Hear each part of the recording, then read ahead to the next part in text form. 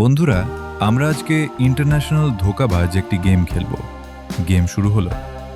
ক্যারেক্টারটি ওপরের প্ল্যাটফর্মে দাঁড়িয়ে আছে। বাঁ দিকে এগিয়ে লাল সুইচে পা দিতেই নিচ থেকে মারাত্মক স্পাইক উঠে এসে ক্যারেক্টারটিকে ধ্বংস করে দিল।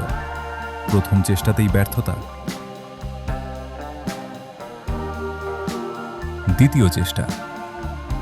আবারও বাঁ দিকে এগিয়ে সুইচে চাপ দেওয়া হলো এবং আবারও সেই একই ফাঁদে পড়ে ক্যারেক্টারটি আউট। তৃতীয় চেষ্টা। এবার আর ওপরের সুইচে না গিয়ে সরাসরি নিচের রাস্তায় নেমে আসা হলো। সাবধানে ডান দিকে এগিয়ে ফ্লোরের স্পাইকগুলো পার হওয়ার চেষ্টা করা হচ্ছে, কিন্তু শেষ মুহূর্তে উপর থেকে নেমে আসা স্পাইকে লেগে আবারও গেম ওভার। পরপর কয়েকটি রিট্রাই।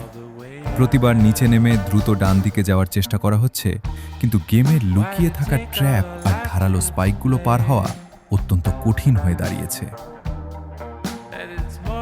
বাঁ দিকে এগিয়ে লাল সুইচে পা দিতেই নিচ থেকে মারাত্মক স্পাইক উঠে এসে ক্যারেক্টারটিকে ধ্বংস করে দিল। প্রথম চেষ্টাতেই ব্যর্থতা।